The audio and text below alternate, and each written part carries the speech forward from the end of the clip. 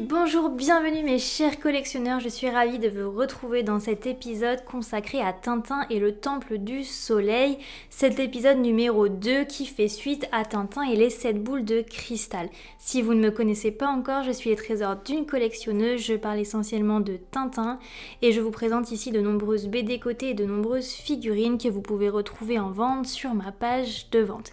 N'hésitez pas à vous abonner si l'univers de Tintin et plus globalement l'univers d'Hergé et de la bande dessinée vous intéresse. Donc ici, comme à chaque fois, j'aime bien vous faire, avant de commencer l'histoire, un petit topo sur les différentes éditions que j'ai en ma possession et donc les différences sur les couvertures, qu'est-ce que cela change. Donc ici, donc la bande dessinée de droite, nous avons une B31 et ici nous avons une B6. Donc on remarque essentiellement le changement au niveau du titre qui a été grossi au fur et à mesure des années, élargi, et on retrouve les aventures de Tintin mis en gras et en plus petit, contrairement à celle de gauche où c'était un petit peu fondu derrière ce gros titre, le Temple du Soleil. En ce qui concerne le dos, il y a bien évidemment de grosses différences. Donc voici la B6, voici la B31. Je ne vais pas vous réexpliquer ici comment dater une bande dessinée, mais vous pouvez aller voir ma première vidéo sur comment dater et comment découvrir des bandes dessinées cotées en analysant ce dos de couverture. Donc c'est parti pour feuilleter ensemble cette édition du Temple du Soleil. Je vous la cadre un petit peu mieux. Donc le Temple du Soleil, c'est une aventure qui est parue en 1949. Notre cher Tintin avec son fidèle ami Milou, le capitaine Haddock, vont s'embarquer pour le Pérou à la recherche de tournesol qui a été enlevé dans les 7 boules de cristal. N'hésitez pas à aller voir ma vidéo précédente pour en savoir un petit peu plus sur cette bande dessinée. Et donc ils vont aller chercher Tournesol puisque celui-ci a été enlevé pour avoir involontairement commis un sacrilège qui le condamne tout simplement à mort. Dans cette bande dessinée, on va donc retrouver vraiment le grand mythe des civilisations disparues puisqu'on va avoir les civilisations Inca, tout simplement. Là que je suis sur cette première page, je m'arrête ici. La bande dessinée originale, celle qui cote le plus, donc on dit qu'elle a 2 têtes d'Inca. Donc en fait tout simplement en page titre, ici vous avez une tête d'Inca et la version originale on a une ici et une autre petite juste ici. Donc c'est parti pour cette aventure, comme à chaque fois on va feuilleter la bande dessinée ensemble.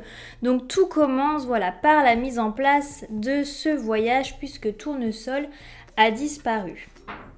Donc Tintin et Haddock vont s'embarquer pour aller à la rescousse de notre cher Tournesol. Bien évidemment, les Dupont sont de la partie comme à chaque fois avec Hergé puisqu'ils vont nous apporter une part de gag, bien qu'on en a déjà assez avec notre cher Haddock. Donc tout commence ici où Tournesol a été enlevé, mais puisque Tintin est très futé, ils vont réussir à retrouver le paquebot sur lequel est retenu Tournesol. Et donc il s'introduit sur ce paquebot en pleine nuit pour aller le secourir. Celui-ci est tout simplement tranquillement endormi dans sa petite couchette. Bien évidemment, tout ne se passe pas comme prévu puisqu'ils se font repérer et ils doivent donc débarquer. Je m'arrête sur 16 pages puisque vraiment pour créer cette bande dessinée, mais comme pour toutes les autres au final, Hergé s'est énormément documenté donc dans beaucoup de musées d'art et d'histoire, mais aussi dans de nombreuses revues, dans de nombreux livres, et donc il s'est ici renseigné sur le chemin de fer, les trains au Pérou, et il a donc représenté cette magnifique locomotive sur ce magnifique pont qu'on voit mieux, il me semble, la page d'après. Voilà. Et donc il semblerait que ce pont soit un des ponts les plus hauts du monde. Donc bien évidemment, dans ce train, tout ne va pas se passer comme prévu puisque Tintin et Haddock se sont réellement fait repérer. Tout le monde se lie contre eux, il faut les éliminer. Donc le wagon se détache, Tintin est dans l'impossibilité de freiner ce wagon et il se trouve obligé de sauter dans l'eau pour tout simplement éviter une mort certaine. Dans cette bande dessinée-ci, on va rencontrer notre cher Zorino, donc qui est un petit indien du Pérou et qui va conduire nos héros jusqu'au Temple du Soleil, mais ça on va le voir par la suite. Donc Tintin et Haddock recrutent le petit Zorino pour les emmener jusqu'au temple du soleil, retrouver le fameux notre cher tournesol. Je tiens à faire une aparté sur les ponchos, puisque voilà, on en a plusieurs sur cette page-ci. Donc il faut savoir que pour cette bande dessinée-ci, Hergé s'est allié encore une fois à Edgar P. Jacob, son fidèle allié.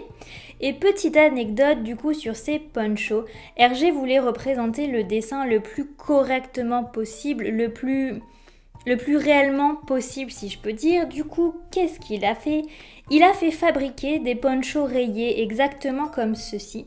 Et il a demandé à son ami Jacob de porter ces ponchos afin que lui puisse dessiner au plus proche des mouvements de ces ponchos. C'est pour ça que les dessins sont extrêmement réalistes à chaque fois. Dès que Zorino ou un des méchants lève un bras, on voit les plissures de tissu.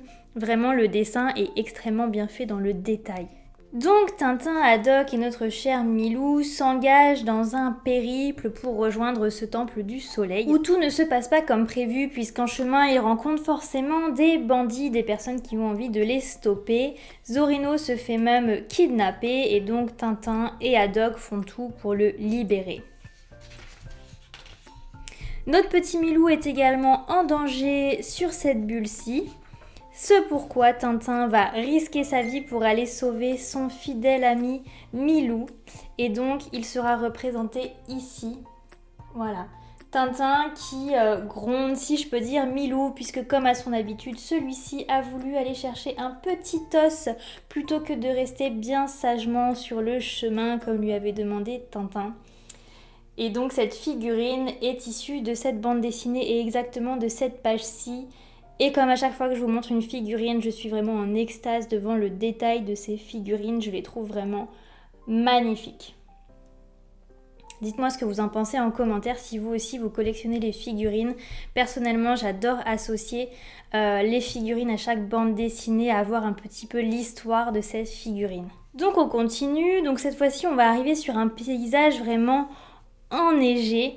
Ce qui vraiment déplaît à notre cher Haddock qui a deux doigts d'y risquer sa vie. Il est complètement gelé, le malheureux. Mais ce que je voulais vraiment vous montrer, c'est regardez-moi cette planche. La difficulté de travailler le blanc, le gris, c'est quand même très dur en dessin et Hergé ici le réussit magnifiquement. On arrive à voir chaque volume de chaque motte de neige. On voit super bien l'avalanche juste ici et je trouve que les détails de cette planche sont juste sublimes. Donc s'ensuit vraiment voilà, une grosse avalanche avec de grosses boules de neige pour atterrir tout de suite après à une forêt verdoyante. Hergé dans cette bande dessinée nous fait réellement voyager.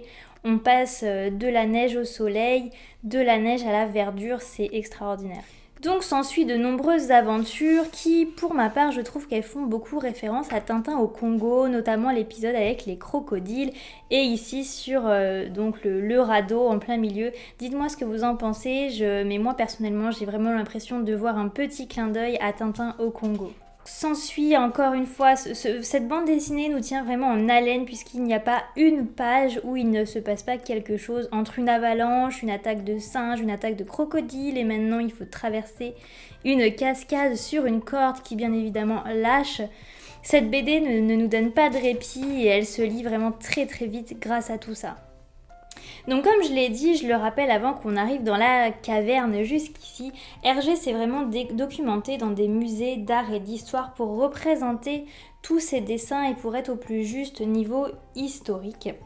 Et niveau décor plus particulièrement, il s'est inspiré de lieux quant à eux vraiment bien réels. Alors je vais essayer de bien prononcer les noms. Il s'est inspiré de la forteresse de Sacsayhuaman, mais il s'est aussi inspiré du site de Tiahuanaco ou encore de la citadelle du Machu Picchu. On va rentrer donc dans une caverne vraiment très mystérieuse et donc je vais m'arrêter sur cette page 45 puisqu'aussi au fil de ses recherches, Hergé découvrit donc un livre avec une image d'une tête de momie, donc de la culture de Chancé, dont il se servit pour dessiner les deux momies de la couverture mais surtout de la page juste ici. Hop, ces deux momies-ci. Donc Hergé ici a vraiment représenté quelque chose qui existe réellement. Petit aparté aussi sur le vase juste ici. Donc cette tête qui fait peur à Tintin, en fait on s'aperçoit que c'est un vase, vous voyez, avec un petit anneau ici. Donc c'est pareil, Hergé s'est inspiré de quelque chose qui existe réellement. C'est un vase étrier. On appelait ça un vase étrier puisque grâce au petit anneau ici, on pouvait l'accrocher au lama qui servait à se déplacer au Pérou. Donc la page suivante, Tintin et Haddock arrivent malencontreusement dans la grande salle du temple. On arrive en plein jugement, tout le monde est là pour attendre le jugement de Tournesol et nous avons donc le grand prêtre juste ici. Il faut aussi savoir que Hergé s'est aussi inspiré de la revue de février 1938 du National Geographic pour représenter le grand prêtre. Mais également, c'est beaucoup plus loin, donc je reviendrai dessus. Donc plus loin, il s'est inspiré au niveau du sacrifice. Vous allez avoir une danse de jeunes vierges et la danse du serpent, ce qui va précéder donc l'immolation de notre cher Tournesol. Et donc ça, c'était paru dans la revue du National Geographic. C'était une coutume de cette civilisation. Donc on a affaire au procès de Tournesol. Regardez-moi ces couleurs, c'est vraiment quelque chose qui me surprend quand on sait les dates d'édition, d'impression de ces bandes dessinées. La conservation des couleurs, je trouve ça magnifique. Donc Tintin et Haddock se retrouvent aussi enfermés dans le temple, toujours à la recherche de ce bon vieux Tournesol pour le sauver. Et donc voilà, on arrive à cette fameuse page où là vous avez la danse du serpent juste avant l'immolation. Donc ça, c'était représenté dans la revue du National Geographic et la danse des jeunes vierges juste ici. Comme à son habitude, on a vraiment affaire à du grand Tournesol complètement à l'ouest puisqu'il ne se rend pas compte du danger qu'ils courent tous les trois, puisque pour lui, il s'imagine qu'il est au cœur d'une reconstitution historique pour le cinéma. Je m'arrête bien évidemment sur cette double page qui va nous donner le dénouement de cette histoire. Cette double page est merveilleuse puisque vous avez tout le cheminement de l'éclipse, cette fameuse éclipse qui va sauver nos chers amis d'une mort certaine. Alors, ce qu'il faut savoir sur cette éclipse, c'est que Hergé va emprunter cette histoire à la conquête espagnole, puisqu'il s'avérerait que les Espagnols auraient réussi à soumettre la population indigène grâce à une éclipse de lune qui bien évidemment était programmée sur un calendrier. Donc les Espagnols, comme Tintin, connaissaient ce calendrier d'éclipse, mais les indigènes, eux, mettaient ça sous le coup de quelque chose de divin, d'un message divin. Autre aparté sur cette éclipse qui pour moi m'a toujours fait vraiment rire, c'est qu'il y a une erreur sur cette éclipse. Hergé a commis une grosse erreur, je vous l'explique tout de suite. Cette éclipse qui évolue donc de la droite vers la gauche. Sauf que, en fait, le Pérou se trouve dans l'hémisphère sud, donc ce phénomène devrait être inversé. Et cette malencontreuse erreur a été communiquée à Hergé au travers d'une lettre écrite par un enfant qui était vraiment apparemment exaspéré que Hergé n'ait pas fait attention à ce détail. Donc nous arrivons dans les dernières pages de cette aventure où du coup ils arrivent à s'en sortir par la grâce de Dieu, si je peux dire. Nous arrivons à cette dernière page. Ce que je voulais souligner aussi, c'est qu'Hergé a vraiment fourni un travail considérable pour faire rentrer son récit dans le format habituel, donc des 62 pages, puisqu'il faut rappeler que ce récit était publié avant chaque jeudi dans le journal de Tintin. Et donc Hergé a vraiment dû couper énormément d'images, énormément de scènes pour que ça rentre, puisque cette bande dessinée-là était vraiment fournie. Et donc si jamais vous êtes curieux ou nostalgique, une version originale a été rééditée aux éditions Casterman et Moulinsart sous le titre de La malédiction de Rascarcapac 2, Les secrets du temple du soleil en 2014. Et donc ça va reprendre tous les journaux de Tintin qui ont été édités comme ceci et vous aurez tous les détails de ce qui a été cuté dans cette version bande dessinée.